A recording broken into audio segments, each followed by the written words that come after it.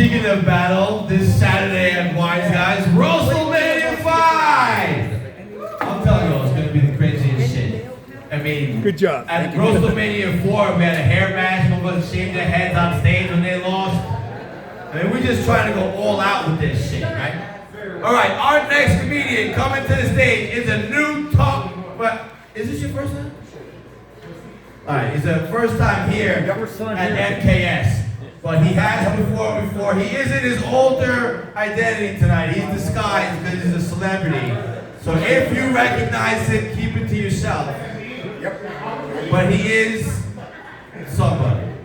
Coming to the stage right now. Let's hear it for Mark Andrew Chico! Yeah! Yeah! Thanks for staying, man. Thank you.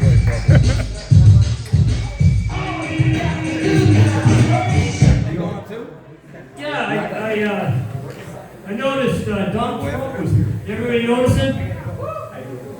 Yeah, just everybody. Everyone here have the same problem now that Trump is in office. Like, when I get hungry and I want to go to McDonald's, I find no one's working there. You know, it even gets worse. When I really get hungry, I go for a late night over at 7-Eleven.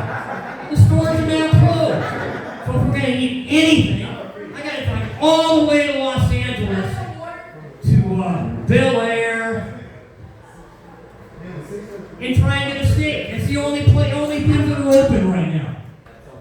We have a real worker shortage.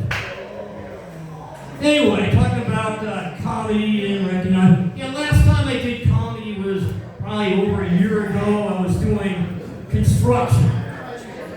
I helped build the Silverton over here, the Silverton new room. Probably some of the homes you guys have. What am I talking about? You guys don't own houses. You guys have comedy. Anyway, so to augment or to change my situation, I became a dealer. I do blackjack, I do craps. Now, people are asking me, why in the world would you change over construction to go and be a darn blackjack dealer? Well, the answer's easy. It's money. You get more money. In fact, I got a new car. I am now the proud owner of a 2015 Fiat 500.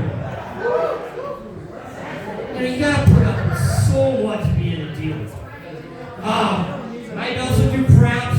You know, when they roll the dice and it doesn't hit the wall, you gotta yell no roll. So anyway, not hot chick, very, I'm gonna say ugly chick came up the other day and she's giving me the eye and I'm all not into it. And she's saying, you know, after work, you wanna like come over to my place? I just had to look her straight in the eye and tell her, no. Then there's all kinds of clientele, like regulars. They always want to tell me a darn story. The other guy's telling me the other day, not that I was interested, but he's saying, oh, I took this trip to Indiana, and I was out walking my dog, and a guy came up and said, hey, is your dog friendly? The guy tells me, not only is my dog friendly, he's an absolute teddy bear. All right, just go ahead and finish your story, right? So he said, okay. He let the guy pet the dog. Then the dog decides to just claw into him, starts biting the heck out of him, right?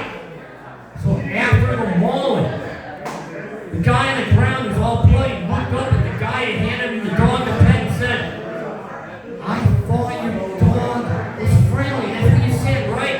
He said, yes, I did say he was friendly. But I also said he was a bear. Then they really get into one interesting story. And they talk about, I just discovered the difference between beer nuts and deer nuts. Nobody cares. But go ahead and tell it anyway. I said, yeah, I went over to this restaurant, a bar, and he said, I started buying beer nuts.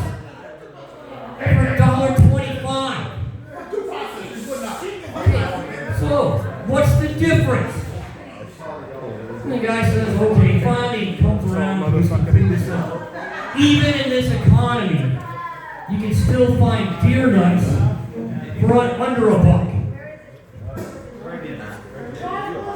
Another guy starts telling about his best TV shows. Hey, I don't really care what your best TV shows is, but go anyway. We gotta make this like go as fast as you can. It's an 8-hour shift here, and hopefully we don't have overtime. He starts saying, yeah, my favorite show is The Love Boat. And he starts telling a sad story. You always hear sad stories. I really had to stop watching The Love Boat. Okay, why in the world did you have to stop watching The Love Boat? He says, well, listen.